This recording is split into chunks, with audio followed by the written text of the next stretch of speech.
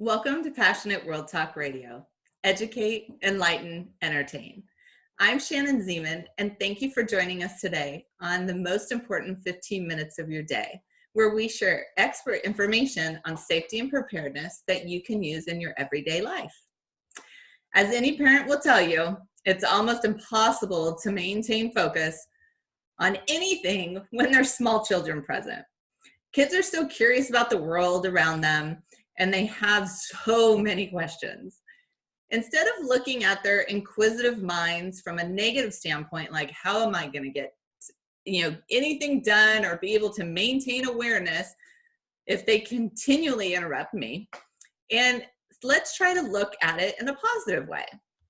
So today, Kelly Sayre, founder and president of Diamond Arrow Group, is back again, yay, to talk about including your small children in the awareness conversation and showing them how to use their observational skills when they're out in public. So thank you so much for joining me again, Kelly. Thanks for having me, Shannon. It's so good to be back. And this is a conversation that is near and dear to my heart because I have small children and I know exactly what it sounds like. Mom, mom, mom, mom, and trying to be aware and keeping a look for safety for them too.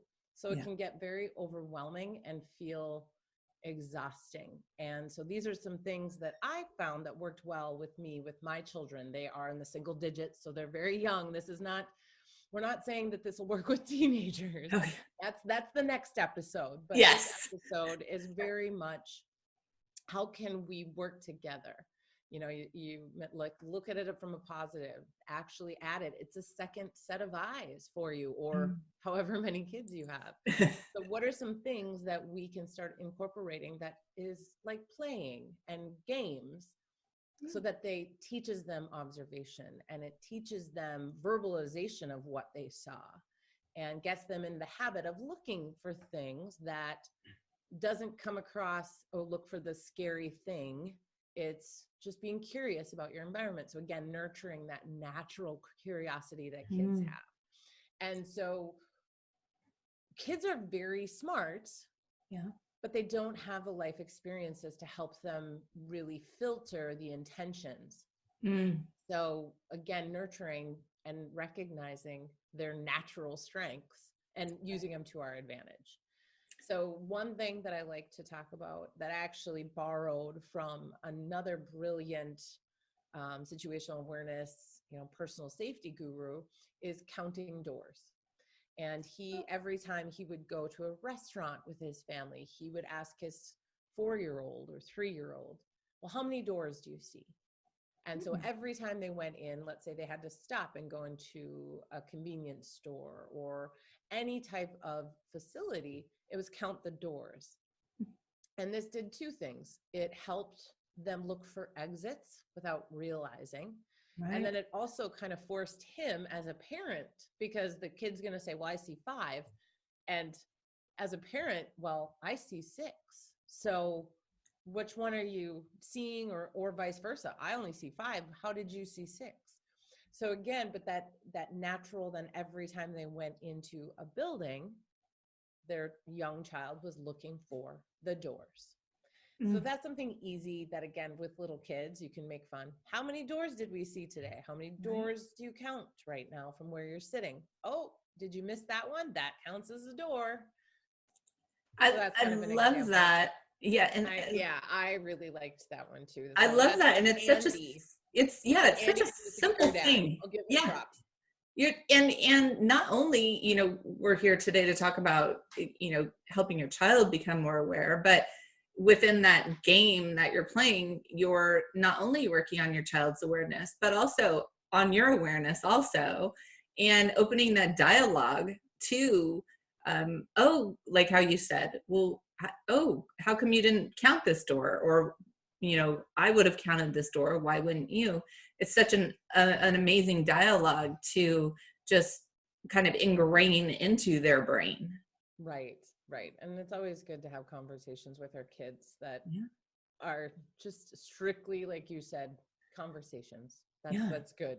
Another one is grocery shopping is a lot of times I would have to take the two kids grocery shopping by myself, and they're two boys. So they're very active and competitive, and they are looking at everything. And meanwhile, I'm trying to look for a specific item.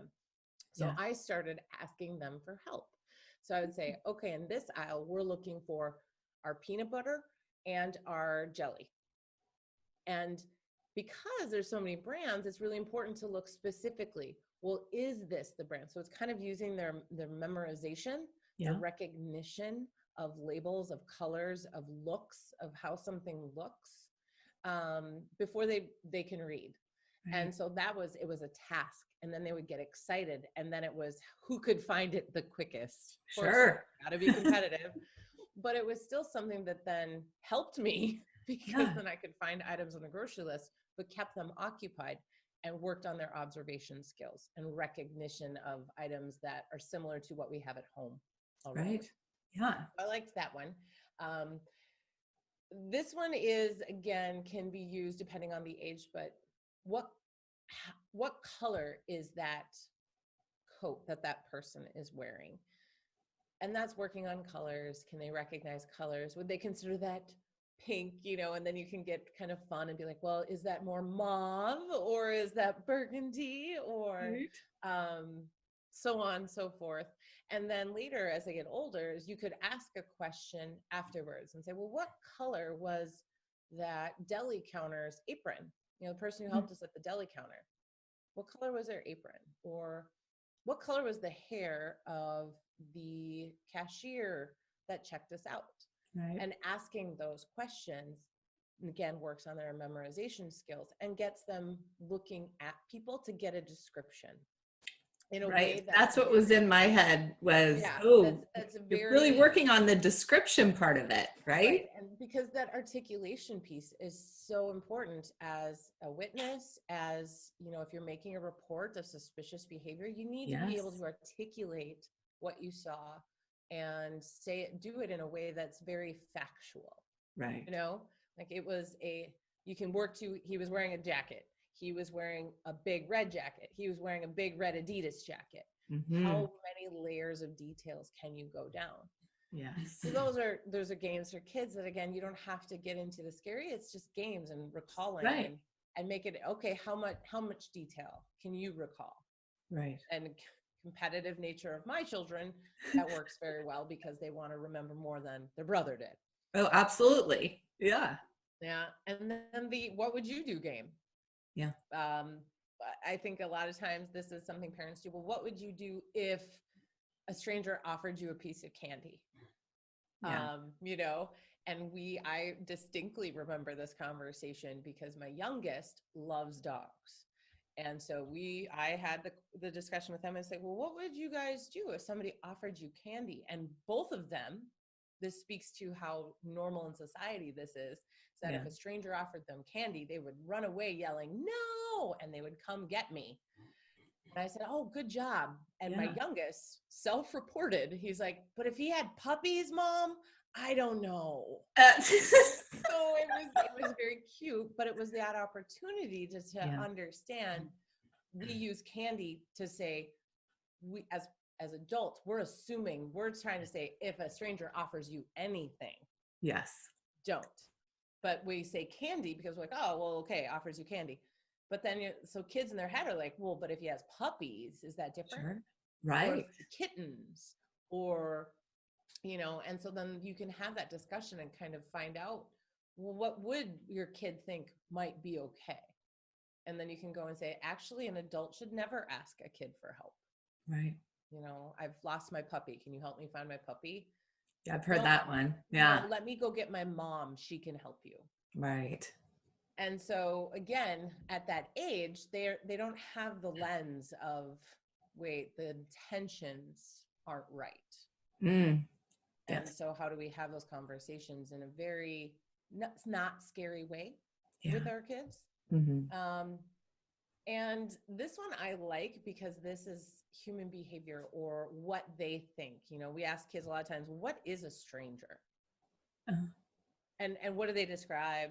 What is a stranger to them? Right. Because you and I as adults have a could have a very different description of a stranger. Right. I And like and my head goes straight to, stranger, like stranger danger. Right. Right. And if there was ever a situation where they got separated from you, then how do they know everyone's a stranger around them? Who do they go to for help? So this is the one where I say you don't necessarily have to tell them to go up to a stranger, but you could say, well, if for some reason you couldn't find me right now, who at this playground would you go and ask for help? Oh. And see who they pick. And then Right. say, oh, that's interesting. Why did you pick them? Yeah. And then you can say, yes, if you can find a mom with kids, that's going to be the safest bet, Right. or a worker at a store. Again, there's no foolproof way, but still it's getting them to start to read human behavior. Well, does that person look angry? Well, I wouldn't want to go ask the angry person for help. Right. So reading the nonverbals, who looks friendly, who looks safe, so to speak. And again, we could go dive down the nuances of that. But at that age, it's important to be curious and to understand what their viewpoint is, because that'll help direct the conversation. Right. From where they're at, where their maturity level is, or how they process information. And then the biggest thing, is to stay curious about your kids, because they grow up really fast. And depending if you have multiple kids, you can sometimes forget that you had the conversation with the older, but you didn't have it again with the younger. Yeah. Or you discussed this with the younger because it came up, and then the older kid didn't get that same information. So I try and ask my kids every day, what's something new you learned today? And what was something funny that happened today?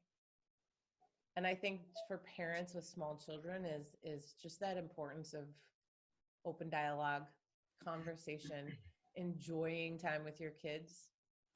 That's most important. And I think how you're explaining on all of these things, on trying to teach them, awareness, you're not using it in a scary tactic. You're making it fun. And then it's also, like you're saying, it's opening up an even bigger dialogue that you can have with your children and see life through their eyes, right? There's so many times we get so focused on, like you're saying, the grocery store. Okay, I got, this much time to get this through. And a lot of times we miss those little tiny opportunities to teach as well as, kind of see their life, see what they're experiencing.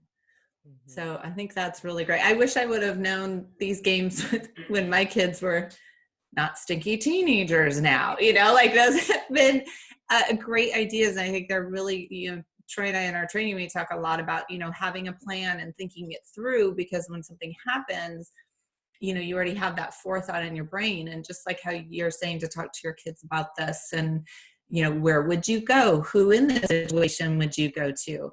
If you never have that conversation with them, how can you expect them to make the right choices? Yes. And I think we have just enough time, but there was one thing that I asked my kids, what would you do if somebody came to the door and I was in the restroom? I couldn't answer the door, or they were trying to break in. And bless their little hearts, I mean, obviously they're growing up in a different environment and different conversations with their parents who my husband and I do, this line of work. Right. They were both like, well, we would grab my diamond Minecraft sword and, and I'm like, okay, that's great. I love that you're in protector mode, and all you need to do is run to the neighbor's house out the back door. Right. Someone's trying to get in. No, you don't need to fight them. I appreciate the spirit, but you're 8. Right. You're like, I love you for that, but mom and dad got it. You just go. Yeah. Well, it's good to be here. Thanks for having me back.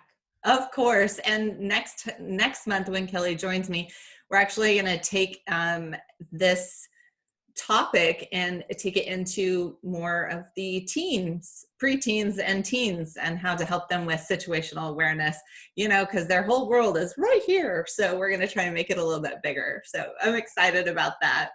And then next week, Lauren Stalling will be joining me, and she's going to be talking about the importance of self-care and how to help us all stay grounded in these uncertain times. So it's very pertinent, and keeping ourselves centered is a feat in itself. So thank you so much for listening to Passionate World Talk Radio. You've been listening to the most important 15 minutes of your day with me, Shannon Zeman. And you can listen to this podcast wherever you find your favorite podcasts. And remember, with knowledge, you have the power.